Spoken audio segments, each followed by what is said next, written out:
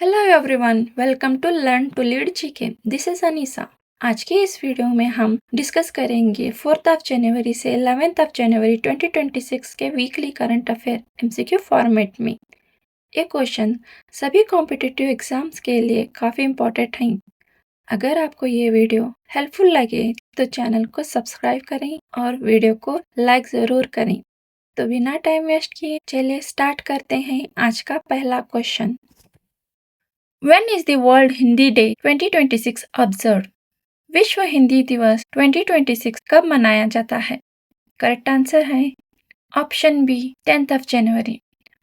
World Hindi day हर साल 10 जनवरी को ऑब्जर्व किया जाता है, जो 1975 में नागपुर में हुए पहले वर्ल्ड हिंदी कॉन्फ्रेंस की याद में मनाया जाता है और हिंदी को ग्लोबल लैंग्वेज के रूप में प्रमोट करता है। Next question. Which city ranked first in the top cities for women in India 2025 index? Bharat में महिलाओं के लिए सर्वश्रेष्ठ शहर 2025 सूचकांक में कौन सा शहर पहले स्थान पर रहा? The correct answer is option A Bengaluru. ये लिस्ट चेन्नई बेस्ड अवतार फर्म ने रिलीज की है। ये रैंकिंग वुमेन की सेफ्टी, एम्प्लॉयमेंट अपॉर्चुनिटी और इंफ्रास्ट्रक्चर के बेसिस पे दी जाती है, जिसमें बेंगलुरु ने टॉप किया है। सेकेंड पोजीशन पर चेन्नई और थर्ड पोजीशन पर पुणे है। Next question. The fourth edition of the women's premier league 2026 was played across which place? महिला प्रीमियर लीग 2026 का चौथा संस्करण किस स्थानों पर खेला जाएगा? Correct answer is option C Navi Mumbai and Vadodara. Women's premier league का चौथा यानी फोर्थ एडिशन बीसीसीआई के अंडर ऑर्गेनाइज होगा और इसका शेड्यूल 9 जनवरी से 5 फरवरी 2026 तक का है। इस सीजन के मैच नवी मुंबई और वडोदरा में प्ले होंगे, जहां इंडिया और वर्ल्ड की टॉप वुमेन क्रिकेटर्स पार्टिसिपेट करेंगी। Next question. Who has been appointed as the chairman of the Atomic Energy Regulatory Board? परमाणु ऊर्जा नियामक बोर्ड के अध्यक्ष के रूप में किसे नियुक्त किया गया है? Correct answer is option D A के बालासुब्रमणियन।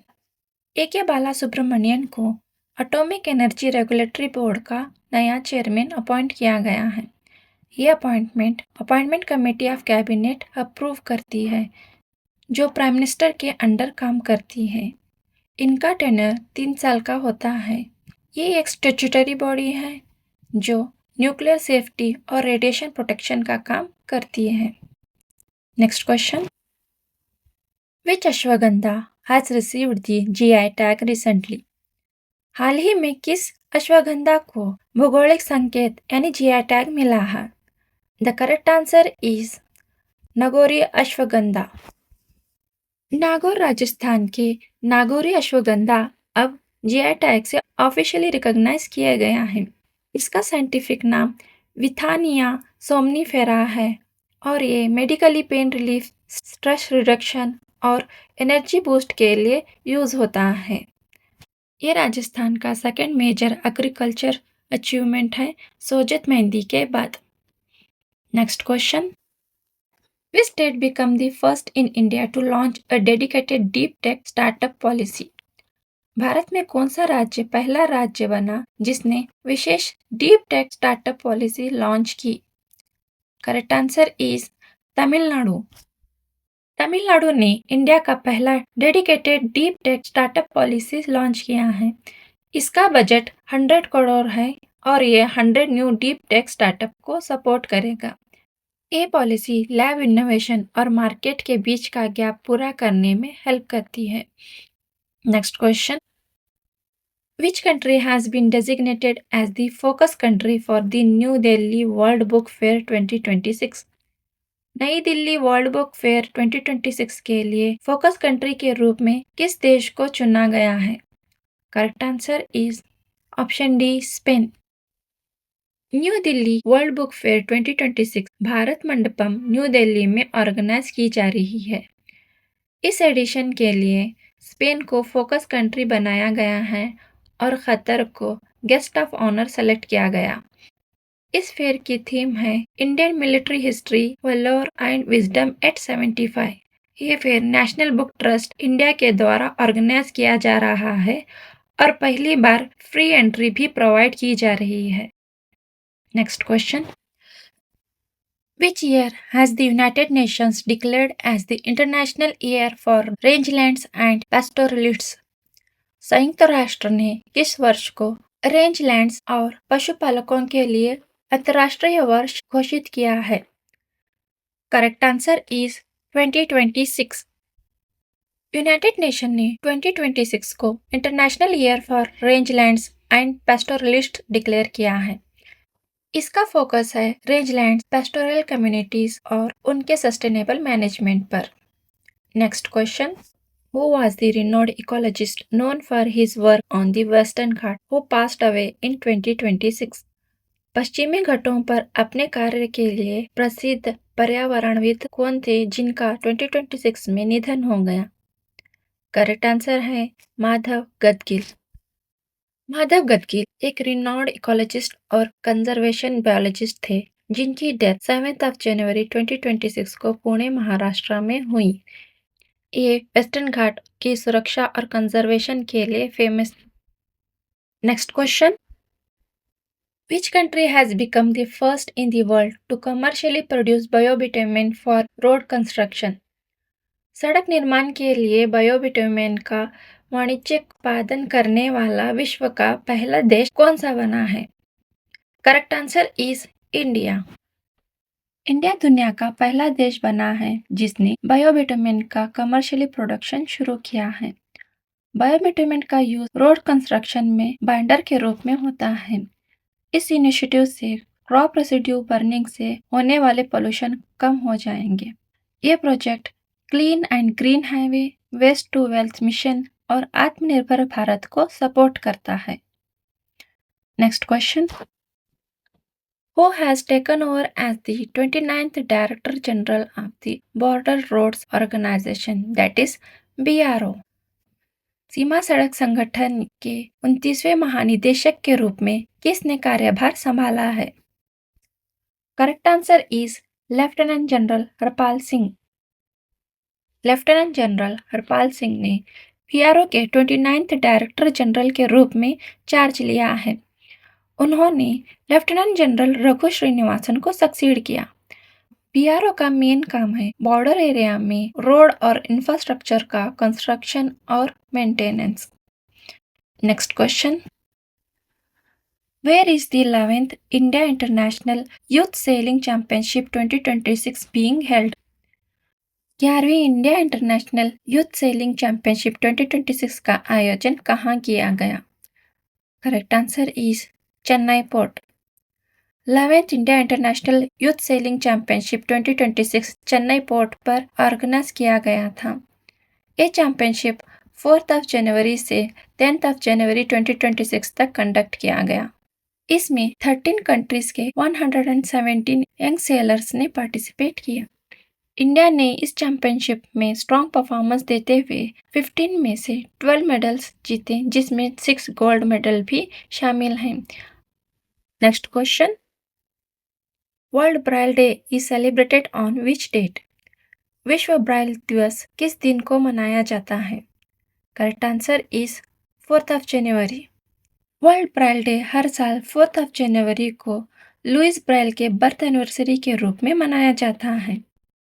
लुइस ब्राइल ने ब्राइल राइटिंग सिस्टम इन्वेंट किया जो ब्लाइंड और विजुअली इम्पेयर्ड लोगों के लिए रीडिंग और राइटिंग को पॉसिबल बनाता है।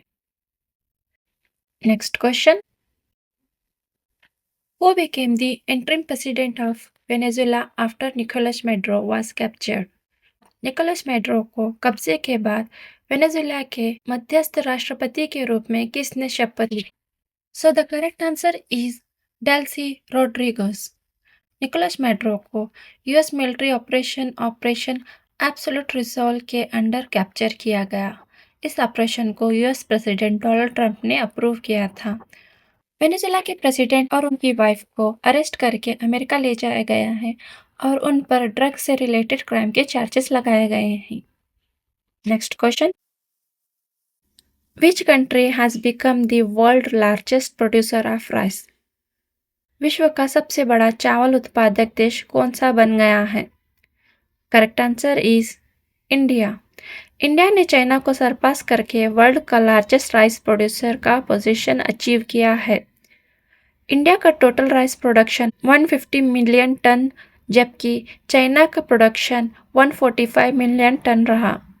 ये information agriculture minister Shivraj Singh Chouhan ने अनाउंस की, जिसके साथ ही इंडिया राइस का लार्जेस्ट प्रोड्यूसर और एक्सपोर्टर बन गया है। Next question, who has been appointed as the new director general of police of Maharashtra? Maharashtra के नए पुलिस महानिदेशक यानी डीजीपी के रूप में किसे नियुक्त किया गया है? करेक्ट आंसर इज सदानंद वसंत दाते। सदानंद वसंत दाते को महाराष्ट्र के नए डीजीपी के रूप में अपॉइंट किया गया है। उन्होंने रश्मि शुक्ला को सक्सीड किया, जो स्टेट की फर्स्ट वुमेन पुलिस चीफ थी। Next question, Who was the former world billiards champion who passed away in January 2026 at the age of 67? जनवरी 2026 में 67 वर्ष की आयु में निधन होने वाले पूर्व विश्व बिलियर्ड चैंपियन कौन थे? Correct answer is Manoj Kothari. Manoj Kothari farmer world billiards champion थे जिन्होंने 1990 में वर्ल्ड टाइटल जीता था। वो इंडिया के चीफ क्यू स्पोर्ट्स कोच भी रहे हैं। उन्हें 2005 में ध्यानचंद अवार्ड से सम्मानित किया गया था। साथ ही 2025 में billiards and snooker federation of India ने उन्हें लाइफ टाइम अचीवमेंट अवार्ड दिया था। Next question, the supreme court of India signed MOU for the exchange of law clerks with which country? कानून क्लर्कों के आदान प्रदान के लिए भारत के सर्वोच्च न्यायालय ने किस देश के साथ MOU पर हस्ताक्षर किए हैं? Correct answer is Bhutan. Supreme court of India ने सुप्रीम कोर्ट ऑफ भूटान के साथ MOU साइन किया है। इस MOU का मेन ऑब्जेक्टिव है लॉ क्लर्क्स का एक्सचेंज, जुडिशियल ट्रेनिंग और लॉन्ग टर्म कोऑपरेशन।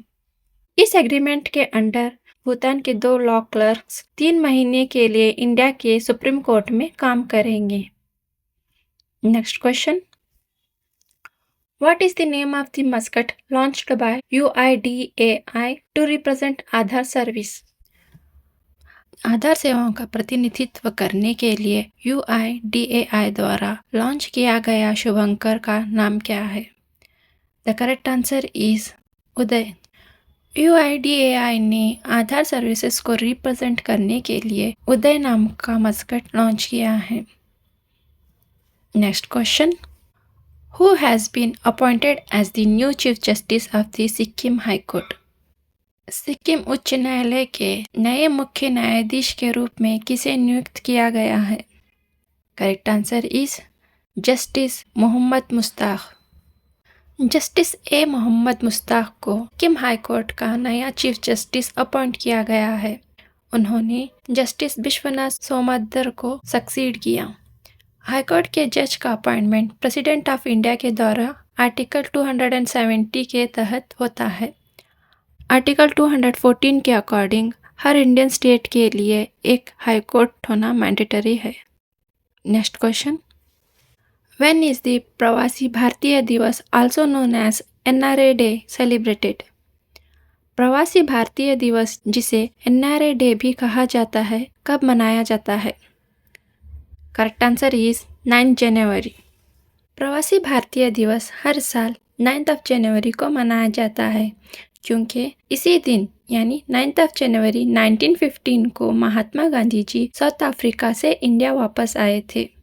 इसी वजह से गवर्नमेंट ऑफ इंडिया ने 9 जनवरी को प्रवासी भारतीय दिवस के रूप में चूज़ किया। Next question, who has been conferred with the Sangita Kalanidhi award for the 2026 at the music academy Chennai? The music academy Chennai में 2026 के लिए संगीत कलानिधि पुरस्कार किसे दिया गया है? Correct answer is RK Shriram Kumar. संगीत कलानिधि अवार्ड, जो कि कार्नेटिक म्यूजिक का सबसे बड़ा सम्मान माना जाता है, इस साल ये award violinist R.K. Shriram Kumar को दिया गया है। उसी तरह नृत्य कला निधि अवार्ड भरतनाट्यम डांसर उर्मिला सत्यनारायण को दिया गया।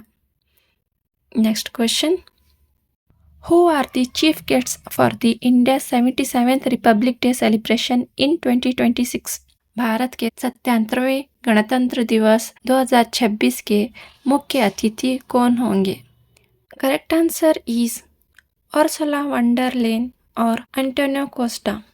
26 जनवरी 2026 को इंडिया अपना 77th रिपब्लिक डे सेलिब्रेट करेगा।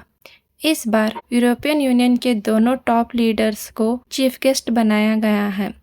उर्सुला वॉन डर लेन जो यूरोपियन कमीशन की प्रेसिडेंट हैं और एंटोनियो कोस्टा जो यूरोपियन काउंसिल के प्रेसिडेंट हैं। ये पहली बार है जब यूरोपियन यूनियन की जॉइंट लीडरशिप रिपब्लिक डे की चीफ गेस्ट होंगी। Next question, what is the name of the mascot launch by the ministry of statistics and programme implementation? सांख्यिकी एवं कार्यक्रम कार्यान्वयन मंत्रालय द्वारा लॉन्च किया गया मस्कट का नाम क्या है? Correct answer is Sankhyiki. Ministry of statistics and programme implementation ने अपना नया लोगो और मस्कट लॉन्च किया है जिसका नाम सांख्यिकी है। नए लोगो के साथ स्लोगन है डेटा फॉर डेवलपमेंट जो डेटा के इम्पोर्टेंस को हाईलाइट करता है। Next question, Which country will host the 52nd G7 Summit in 2026? 2026 में 52वें G7 शिखर सम्मेलन की मेजबानी कौन सा देश करेगा? Correct answer is France. G7 summit यानी ग्रुप ऑफ 7 कंट्रीज समिट जो हर साल रखा जाता है जिसमें head of the governments of 7 countries participate करते हैं। इस ग्रुप ऑफ 7 कंट्रीज में Canada, France, Germany, Italy, Japan, USA और UK हैं। इस साल 52nd G7 summit France host करेगा। पहले ये ग्रुप G8 के नाम से जाना जाता था, लेकिन 2014 में क्रीमिया एनेक्सेशन के बाद रशिया को हटा दिया गया। तब से ये G7 ग्रुप के नाम से जाना जाता है। Next question, Which country among the following is not a newly elected non-permanent member of the United Nations Security Council for the 2026 to 2027 term? कौन सा देश 2026 से 27 अवधि के लिए यूनाइटेड नेशन सिक्योरिटी काउंसिल का नया अस्थायी सदस्य नहीं है? The correct answer is Pakistan. हर साल की तरह यूनाइटेड नेशन सिक्योरिटी काउंसिल ने इस साल भी 5 नए नॉन परमानेंट मेंबर कंट्रीज को इलेक्ट किया है जिसमें Bahrain, Colombia, Democratic Republic of Congo, Latvia और लिब्रिया हैं। पाकिस्तान इस लिस्ट में इंक्लूड नहीं है, इसलिए करेक्ट आंसर पाकिस्तान होगा। याद रखें नॉन परमानेंट मेंबर का टेनर 2 साल का होता है। Next question, When is National Bird Day 2026 celebrated? राष्ट्रीय पक्षी दिवस 2026 कब मनाया गया? Correct answer is 5 January. National bird day ये हर साल 5 जनवरी को मनाया जाता है। इस दिन का मेन फोकस होता है बर्ड कंजर्वेशन पर, एवियन हैबिटेट की प्रोटेक्शन और इलीगल बर्ड ट्रेड को रोकना। Next question, Which state topped India's investment chart in financial year 2026 by receiving the highest share of proposed capital investment? वित्तीय वर्ष 2026 में प्रस्तावित पूंजी निवेशक का सबसे अधिक हिस्सा प्राप्त करने वाला राज्य कौन सा रहा?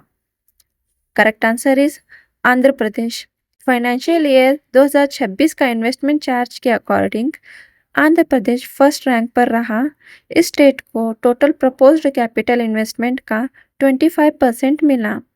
Odisha second position with 13% and Maharashtra third position पर विथ 12% शेयर के साथ रहा। तो फ्रेंड्स, ये थे 4 से 11 जनवरी 2026 के वीकली करंट अफेयर्स का कंप्लीट रिवीजन।